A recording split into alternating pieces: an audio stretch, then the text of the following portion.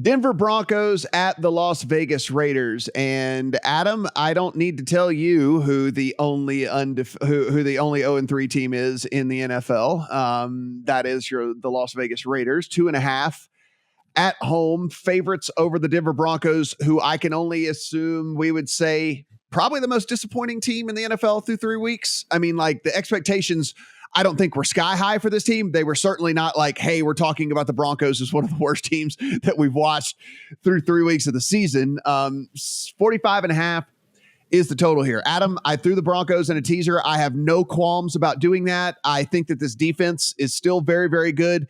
And eventually the offense has to figure something out somewhere along the way. Listen, it can't get worse. It's as bad as it can possibly be. So I can only be getting a better version of the Broncos offense moving forward, because it cannot be worse than it has been so far. And so if you're going to give me 8.5 points against a Raiders team that has underperformed so badly so far, I'm going to take it. I might live to regret it, but I think the Broncos in a teaser leg is a pretty strong play this week. Wrong team's favored. And I think I have this game probably 4 to 5 points off market.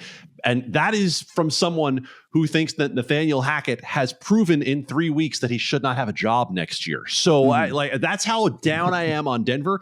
Should tell you that's how down I am on the Las Vegas Raiders. Now, I think teaser leg is the way to go because of the uncertainty that Nathaniel Hackett introduces into every decision that the Denver Broncos are going to make. So 8.5 on Denver. I see no way Denver loses this game by more than a score because of the elite defense. 5th in terms of overall defensive DVOA. And on the other side, look, we've talked about how bad the Broncos offense has been, and it has been every bit of that bad. The Raiders defense has been abysmal. Max Crosby has continued to do Max Crosby things. However, Chandler Jones has 5 pressures through 3 games. And they might be down both Rock Ya-Sin and Nate Hobbs, their 2 starting cornerbacks in the secondary, and their 3rd cornerback coming into the year who wasn't good in the first place, and Anthony Averett is already out. They don't have anybody who can cover whatsoever. So any way you look at this game, you say to yourself, where's the advantage for the Raiders? You want to say, oh, well, Dan Orlovsky said that Derek Carr can't find Davante Adams. Now they're definitely going to find Davante Adams. Patrick Surtain disagrees, right? Like, they've got reasons to believe that they can cover Davante Adams, and Derek Carr has looked terrible. The line has looked terrible. They keep continuing to change the combinations on the offensive line every week. If you're going to say that you like the Raiders at home, someone's got to tell me, what matchup is it that you like that the Raiders are better than the Broncos? I can't see it.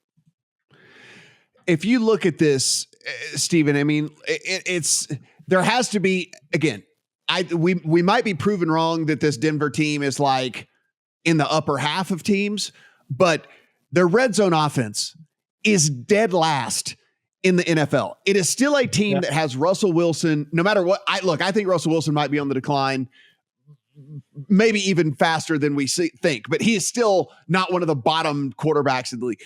Any team that has Russell Wilson and Cortland Sutton and Jerry Jeudy and Javonte Williams and Melvin Gordon, like, you should not be dead last in red zone offense. So, like, that has to regress at least a little bit towards the mean, a little bit on the positive side of things here. And like, again, this defense is so incredibly stout.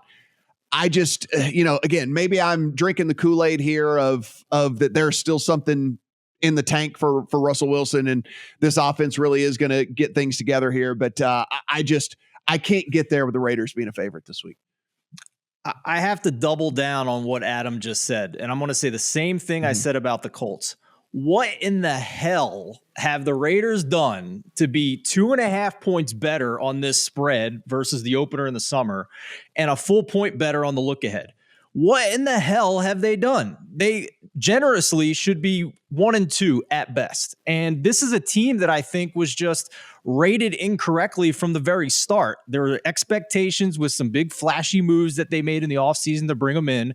But this is still the luckiest team in the NFL last year to make the playoffs. They could have easily been 7-10 just as much as they were 10-7.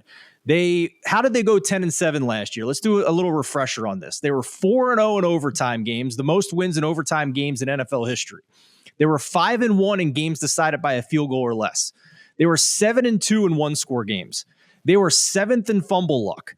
They won 8 games in which they trailed at some point, which was the second most in the NFL. And they trailed in 15 games last season, only behind the mighty Jets, Giants, and Lions. So this team, I think, was rated incorrectly coming into the season. I think they were always due for regression. We've seen that regression. And now they're getting more respect because, this is a must-win game for them and this is their season and they have to win. Like, no, like at some point you're bad. Yeah. At some point you're just bad. And they're playing the Broncos, who I think people have a bad taste in their mouth because the offenses looked ugly on a couple of primetime spots. But all credit to the 49ers for that defense. Like, that 49ers defense is ferocious. They are one of the best in the league at getting pressure without blitzing. So that's a tough spot. And oh, by the way, they won the damn game. The Broncos won because, as Adam said, contrary to my preseason beliefs, this defense is legit. This defense is performing very strongly. So I don't understand why the Raiders are getting even more respect with this line than they were a week ago, even more than they were a month ago. And I will happily take the teaser leg. It is my favorite teaser leg of the week on the Broncos, up to 8.5. And I've used it in several different teaser legs. This is, to use your word, Matt, this is an anchor teaser leg for me this week. And Adam, you bring up Surtain. I mean, like, look, he shadowed DK Metcalf in week 1, shut him down. He shadowed Brandon Ayuk in week 3. And like, the only thing is the same deal we're talking about with Slay is Surtain doesn't travel. The Raiders will run Devontae Adams out of the slot. So, I mean, they'll try to, he might run far more routes out of the slot this week than he typically does, just to try to get him where he doesn't have to match up against Surtain. But I mean, look, Surtain has already proven he's that dude, right? I mean, like he's that dude, and you put him up against just about anybody and their day is going to be far, far rougher. And so now, not to just belabor this game, Adam, but it's like, can the Raiders beat the Broncos with Darren Waller, right? I mean, like, can they beat I don't know, man. It's very tough for me. Think about it this way. Hunter Renfrow is still in concussion protocol, not likely to play, hasn't practiced this week. So maybe you do see Devontae Adams in the slot more. Maybe you ultimately see the Broncos decide to double Devontae Adams and put Patrick Surtain on the other side against Mac Hollins and take him completely out of the game. Yeah. I don't see a way for the Raiders to be able to scheme around what the Broncos defense can do to them. Yeah, it is. And last point, Matt, historically here, like, real news, fake news, you guys decide. But I think it's at least an interesting note. The Raiders are 0-3 and a favorite in their 4th game. Since 1989, only 35 teams, that's been the case. They've covered only 32% of the time. Like, this, real news or fake news, use trends all you want, but combine that with, fake news probably, but just drive the point home here, Adam, that this matchup, to everything we've said, looks great for the Broncos, and yet for some mind-boggling reason, the Raiders are still getting respect. It makes no sense.